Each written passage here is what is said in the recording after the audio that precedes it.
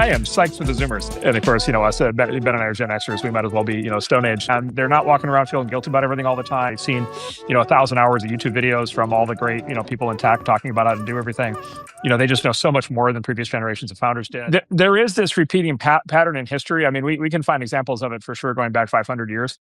It's this repeating pattern, which is basically a person with a dream, a person with a deep level of domain knowledge and a dream. Operating in a domain with asymmetric payoff, right, with risk and reward, where, by the way, the dream may be wrong. Like they may not be able to do the thing. But if they can do the thing, it will have disproportionately high returns.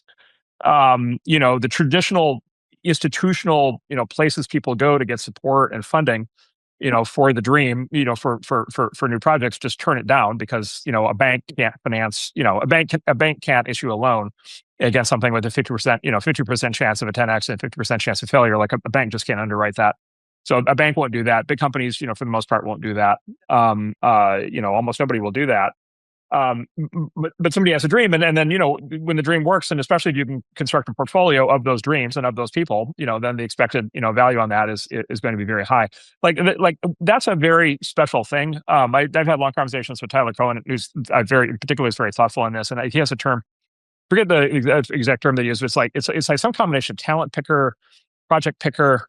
And it's this thing, it's like we were talking about earlier about market size. It's this thing where like there is an analytical scientific component to it, but there's also like an art to it. And there's some intangible because you're dealing with human beings at a very kind of primordial level, kind of very early in the process of doing something that hasn't been done before. And quite honestly, like, an early example of this was, Queen Isabella with Christopher Columbus, right? And I was trying to picture the pitch, right? Christopher Columbus rolls in, right? And he's like, all right, here's, I'm going to find a new route, route to India. By the way, there's like I don't know, whatever, 50-60% chance that, you'll never hear from me again. And, maybe I've, died 2,000 miles away from Spain. Maybe by the way, maybe I just like ran away with the money. It's not like they had Interpol in those days. Yeah. And I'm going to go do that. And then by the way, the fact that bet paid off, but like the whole idea was wrong. Yeah. But the whole idea was wrong. The whole idea was wrong. He discovered a completely different continent, and he himself did not believe that he had discovered a completely different continent. Right. And I don't even know that Spain was the main beneficiary of that in the long run. Right. Like, and so like, but like, like she funded it and like, wow. Right. Yeah. And then there's a very similar. Yeah, exactly. Yes, they did find some gold. There's a very similar story, by the way. The Puritans have the Plymouth Rock, that whole thing, the Mayflower. They have a very similar story to that. It took, I think, 20 years to raise the financing to be able to make the Mayflower expedition, and they needed backers like that. We always talk now about in the venture industry, the whaling industry 400 years ago. It operated in a very similar way. The movie industry has always worked this way. The book publishing industry has always worked this way. By the way, politics has always worked. Political campaigns work this way. That any new future president starts out as a long shot. Somebody bets on them, and so there's this intangible that has to do with making these long dated bets with very uncertain outcomes and with high failure rates. And I mean, I think what I said in the original interview is like, look, if we can have AI do that, like God bless, like I'm gonna hit the beach and like it's all good. But I guess maybe make the following claim. See, Ben, what you think of this? The intangibles seem to be becoming more important, not less important over time. It seems to be becoming more like an art and less like a science as we go. Would you agree with that? I definitely think that's right because history is a bad guide. So you can't like the interesting thing about VC for me, probably the biggest lesson is you got to be very careful about a highly trained neural net because that's when you make the mistakes because things change. And I would say things have changed more rapidly. Like the thing that we never thought would ever go away is the mythical man month. 9 women can't have a baby in a month. Well, with AI, you can. With the software. Yes, software. It's a metaphor for software. It's a metaphor for software. Yes, exactly. Yes. Sorry. So in the old days, right, like no matter how many engineers you put on a team, you still, more engineers would actually slow down the project as opposed to speed it up. But now, so you couldn't throw money at a problem. You couldn't throw money at somebody's technological lead. You'd have to do something different. Now you can throw money at it. Elon did an amazing job of throwing money at the foundation model problem, and he caught up very, very fast. And that's something that in the whole history of our industry could never have happened before.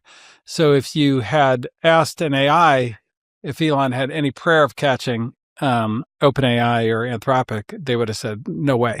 And so that's where you're getting into, I mean, maybe if the AI was smart enough, I suppose, but like there are these, a lot of it has to do with like, how much do you believe in the person? Yeah, and then the other part is what we talked about already, but it's the long and twisting path. You know, the investment's just the beginning, right? And it's the long and twisting path that person and that company take over time, and all the different ways that we try to help them succeed. And so I think that I don't know how to have AI do all that, but maybe we'll figure it out. Yeah, you could imagine an AI who could do it all. Of course, if an AI was smarter than a human about every single thing, including human psychology, then certainly could be. You're tasked with training this AI. Like, what are the things that you've learned on this art that you can put into words? Like, if it is, and this is the most optimistic view of the future I can think of, that the tools are getting better, but the human piece really, really matters. Like, what have you learned about the art that you can describe? Like, what do you look for in a Christopher Columbus?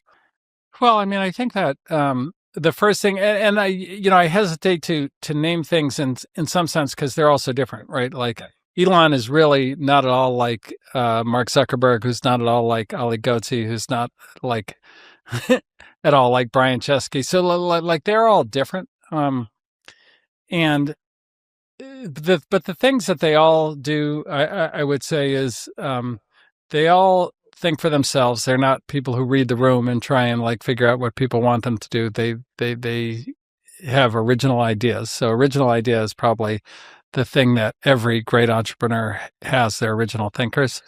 And then, they all also have some combination of enough charisma. They're interesting enough that people want to follow them because, ultimately you kind of need people to go, okay, that is the leader, and that's somebody who I want to work for, and so forth.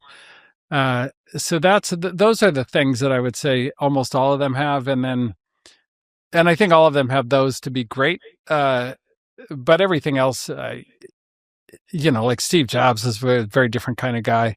They're all different, I would say. Very like Steve Jobs is nothing like Andy Grove, like nothing. But they're both great.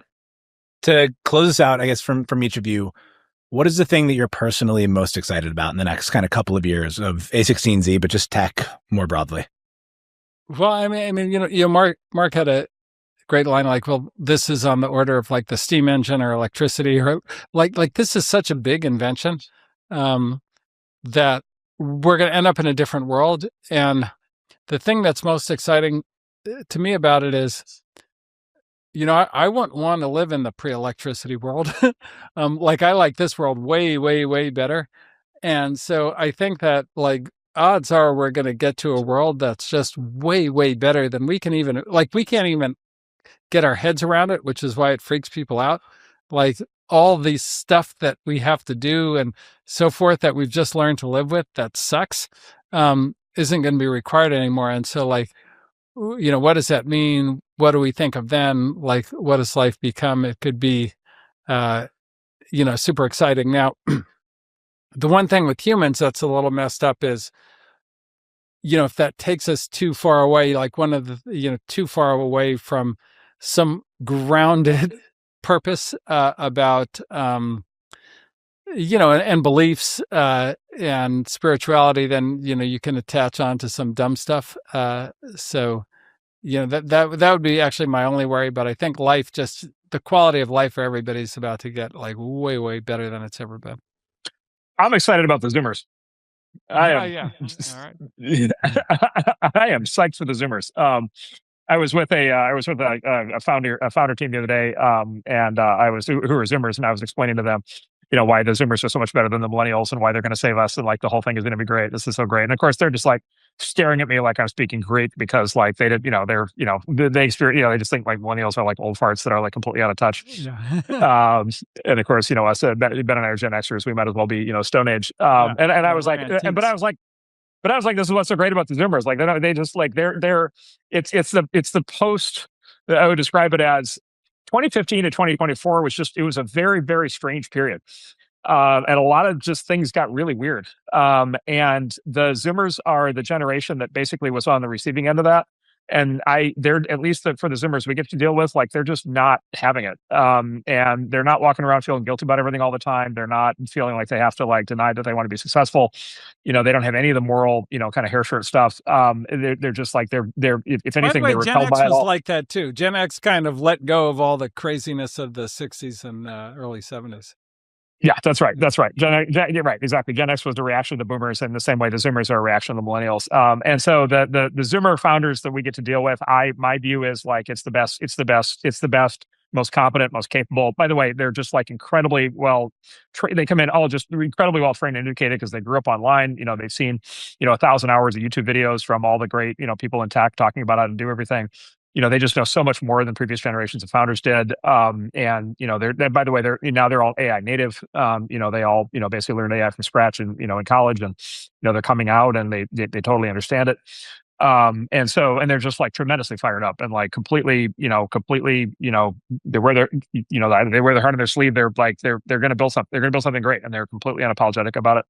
They're very forceful. They're very determined. I just think it's fantastic. I've been waiting this. Eric and Ben will tell you, I've been waiting for this for a long time.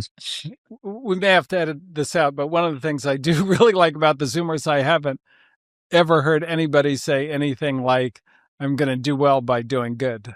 Like, exactly. They never fucking say that bullshit. No. And they none have of that a good stuff. sense of humor too. They're funny. Yes. They're extremely funny. Well, they're extremely funny. They get it. They lived through. They were on the receiving end of just a tremendous amount of bullshit, and they're just not having it.